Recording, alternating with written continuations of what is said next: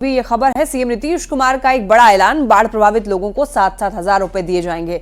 DBT के माध्यम से सीधे उनके खाते में ही राशि जाएगी और विजयदशमी से पहली अनुदान राशि जो है वो भेजी जाएगी। विजयदशमी से बाढ़ प्रभावित क्षेत्रों के निरीक्षण के बाद में निर्देश दिया गया है। और देखिए, बाढ़ग्रस्त इलाके के हवाई सर्वेक्षण के बाद सीएम नीतीश कुमार ने यह निर्णय लिया है और दरभंगा के इंडोर स्टेडियम पहुंचे और उसके बाद फूड पैकेजिंग केंद्र का भी जायजा लिया। तो आपको बता दें कि डीबीटी के माध्यम से विजयदशमी से पहली राशि भेजी जाएगी। बाढ़ग्रस्त लोगों को 7-7 हजार रुपए उनको दिए जाएंगे। जो बाढ़ प्रभावित क्षेत्र में लोग हैं, बाढ़ग्रस्त इलाके में जो लोग रह रहे हैं। देखिए, ये तस्वीर आपको दिखा रहे हैं हवाई सर्वेक्षण की। हवाई सर्वेक्षण मुख्यमंत्री ने किया और साथ ही साथ आपको ये भी बताते चलें कि बाढ़ प्रभावित क्षेत्र के निरीक्षण के बाद में निर्देश दिए। साथ ही हवाई सर्वेक्षण के बाद देखिए, नीतीश कुमार दरभंगा के इंडोर स्टेडियम भी पहुंचे और वहां पर फूड पैकेजिंग केंद्र का भी जायजा लिया। क्योंकि देखिए, फूड पैकेज जो है वो बनाया जा रहा है ताकि लोगों को हवाई माध्यम से लोगों तक राहत सामग्री जो है वो पहुंचाई जाए। सीतामढ़ी से एक बड़ी खबर है, जहां पर बीजेपी के विधायक मिथिलेश कुमार दुर्गा पूजा पंडाल में घूम घूम करके पूजा समिति सदस्यों के बीच तलवार और रामायण की किताब बांट रहे हैं। बीजेपी विधायक के इस कारनामे पर कई अब सवाल भी खड़े हो रहे हैं। विरोधियों ने विधायक पर सांप्रदायिकता को बढ़ावा देने का आरोप लगाया है।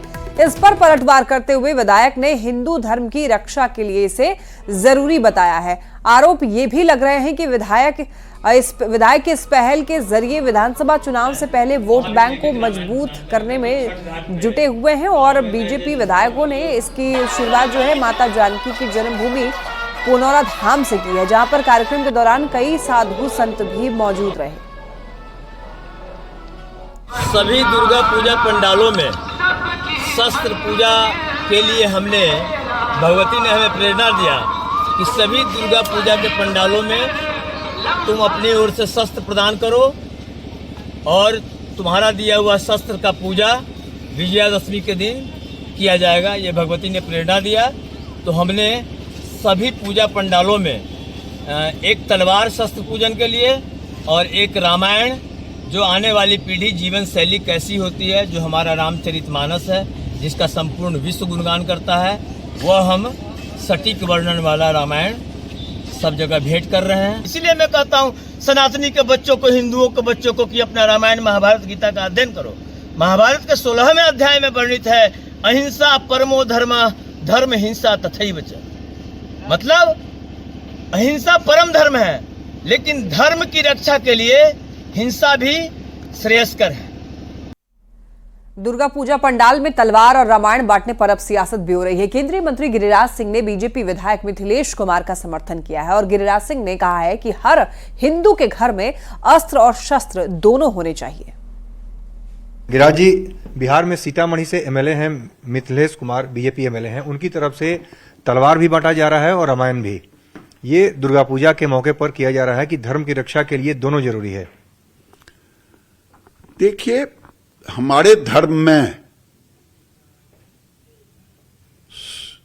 शास्त्र और शस्त्र, अस्त्र और शस्त्र दोनों का पूजा होता है और उन्होंने रामायण को लिया है। रामनवमी में, दुर्गा पूजा में हम पूजा तो करते हैं और मिथिलेश जी को मैं धन्यवाद दूंगा कि उन्होंने पौराणिक सनातनी व्यवस्था को लागू किया है। नवरात्र के दिन मां को जितने अस्त्र हाथ में है, त्रिशूल है, तलवार है, खड्ग है, इसकी हम पूजा भी करते हैं।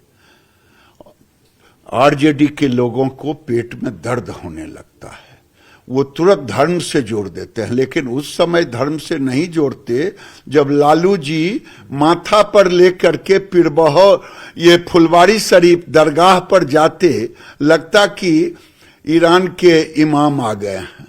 उस ढंग से जाते, उस समय उनको शर्म नहीं महसूस होता, उस समय वो धर्म की बात नहीं करते, उस समय वो मुसलमानों के आगे घुटना टेकते, ये उनको शर्म होती कहने में। सीतामढ़ी विधायक मिथिलेश कुमार की ओर से पूजा पंडाल में रामायण और तलवार बांटे जाने का बीजेपी ने समर्थन किया है। बड़ी खबर आप तक पहुंचा रहे हैं। आपको बता दें कि बिहार सरकार के SC/ST कल्याण मंत्री जनक राम ने कहा है कि आज शास्त्र और शस्त्र दोनों की जरूरत है। उन्होंने कहा है कि अगर विधायक रामायण और तलवार बांट रहे हैं तो इसमें कोई आपत्ति नहीं होनी चाहिए। आत्मरक्षा के लिए डीएम की ओर से भी हथियार के लाइसेंस दिए जाते हैं।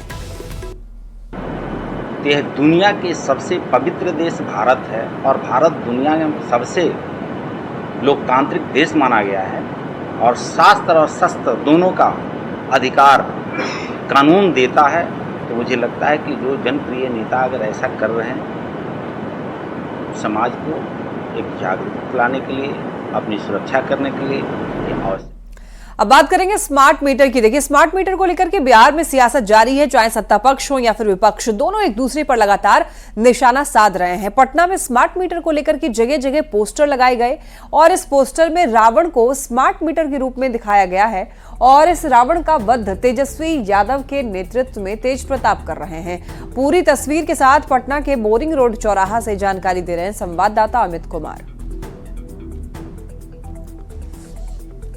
बिहार में इन दिनों स्मार्ट मीटर को लेकर के खूब सियासत हो रही है। चाहे सत्ता पक्ष हो या विपक्ष, एक दूसरे पर खूब निशाना साध रहा है। और अब स्मार्ट मीटर को लेकर के पटना में देख सकते हैं कि जगह जगह इस तरह से होर्डिंग जो है, बैनर वो लगाया जा रहा है और इस बैनर में जो है वो जो चीजें लिखी गई हैं उसको हम पढ़कर बताते हैं कि इस वर्ष दशहरा में रावण रूपी स्मार्ट मीटर का विनाश करें। और इस पोस्टर में जो है स्मार्ट मीटर जो दशानन है रावण, उसके 10 सिर के तौर पे 9 जो है स्मार्ट मीटर का सिर दिखाया गया है और एक सिर है। और इसमें नीचे जो है तेजस्वी यादव को जो है राम का और लक्ष्मण का रूप जो है वो तेज प्रताप को दिखाया गया है। तो कह सकते हैं कि स्मार्ट मीटर को लेकर के सियासत जो है अब इस कदर बढ़ी है कि बैनर पोस्टर के जरिए भी जो है वो निशाना साधा जा रहा है और कहीं न कहीं कह सकते हैं कि स्मार्ट मीटर को जो है वो रावण रूपी दिखाया जा रहा है। नाभि में के पास भी जो है स्मार्ट मीटर की तस्वीर लगाई गई है और तेज प्रताप और तेजस्वी जो है यहाँ पे राम और लक्ष्मण की भूमिका में नजर आ रहे हैं। तो कह सकते हैं कि स्मार्ट मीटर का मुद्दा जो है वो दशहरा में भी, दुर्गा पूजा में भी जो है ऊपर नजर आ रहा है और कहीं न कहीं कह सकते हैं तो जो राजनीति है, सियासत जो है वो अब इस कदर पोस्टर के रूप में भी नजर आने लगी है। कैमरा पर्सन दीपक के साथ अमित कुमार, न्यूज 18 पटना। केंद्रीय एमएसएमई मंत्री जीतन राम मांझी ने स्मार्ट मीटर का समर्थन किया। उन्होंने कहा है कि बिजली उपभोक्ता को सुविधा देने के लिए ही स्मार्ट मीटर बनाया गया है और जहां से भी शिकायत आ रही है उसे दूर किया जा रहा है। जीतन राम मांझी ने बिहार में बाढ़ के हालात और उस पर नेता प्रतिपक्ष तेजस्वी यादव की ओर से उठाए गए सवाल पर भी पलटवार किया। उन्होंने कहा कि बिहार सरकार सचेत है और किसी को भी भूख से मरने की आशंका नहीं है। कह रही है कि स्मार्ट मीटर सही है, उसको जांच कराया गया है, तब फिर उसको हम कौन होते हैं कि गलत कहने वाले की बात है। अब सवाल है कि हमारे के यहाँ या किसी के यहाँ गलत से कुछ ज्यादा बिलिंग हो जाती है तो 1, 2, 4 बिलिंग अगर हुई उसके चलते हम कहें कि सारा मीटर खराब है, सो बात तो नहीं है। बिहार सरकार अपने सचेत है, किसी को मरने की आशंका भूख से नहीं है। और अभी बिहार में नरेंद्र मोदी जी की कृपा से इतने संसाधन मिले हुए हैं कि इनको अभी आवश्यकता नहीं है कि हाँ तुरंत मांगे। बीजेपी प्रवक्ता शाहनवाज हुसैन ने प्रशांत किशोर पर जमकर हमला बोला। उन्होंने आरोप लगाया कि प्रशांत किशोर बिहार के लोगों को शराबी बनाना चाहते हैं। उन्होंने दावा किया कि चुनाव से पहले ये पार्टी भी आई है और चुनाव के बाद चली जाएगी। उन्होंने बाढ़ के समय बिहार से गायब रहने पर नेता प्रतिपक्ष तेजस्वी यादव पर भी निशाना साधा। हर चुनाव में एक न एक पार्टी लॉन्च होती है और जमानत जब्त करा के फिर वापस चली जाती है। पिछले चुनाव में भी पार्टियां आई, बहुत सी पार्टी रजिस्टर्ड हुई, कुछ होने वाला नहीं है। आएंगे नीतीश कुमार, छाएंगे नीतीश कुमार, जीतेंगे नीतीश कुमार, सरकार बनाएंगे नीतीश कुमार, मुख्यमंत्री बनेंगे नीतीश कुमार। जहां उनकी जो टीम है वो अपना ट्वीट कर देती है। आप लोग भी ट्विटर खेलिए, जमीन पे तो वो कहीं दिख नहीं रहे, वो ट्वीट में दिख रहे हैं।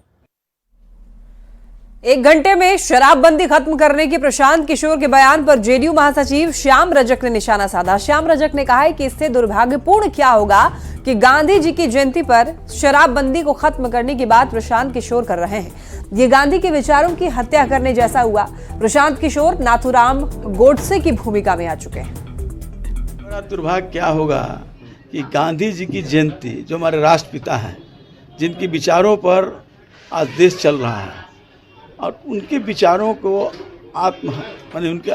उनकी हत्या करना उनकी जन्मदिन पर, इससे बड़ा कलंक का काम कोई दूसरा नहीं कर सकता। मैं ये मानता हूँ कि पीके ने, मुझे नहीं नाम लेना चाहिए, लेकिन नाथूराम गोडसे की भूमिका में वो आ चुके हैं।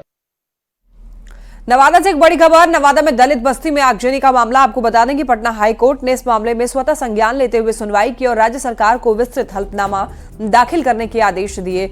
सुनवाई के दौरान राज्य सरकार के महाधिवक्ता पीके शाही ने बताया कि इस घटना के बाद तुरंत कार्रवाई की गई। 24 लोगों को गिरफ्तार भी किया गया। पुनर्वास, भोजन पानी समेत अन्य राहत सामग्री को भी व्यवस्था की गई और आपको देखिए यहाँ तक कि स्कूल की भी व्यवस्था कराई गई। और इस घटना के पीछे मूल रूप से दो पक्षों के बीच जमीन के मालिकाना हक को लेकर के भ्रम की स्थिति पैदा होना है।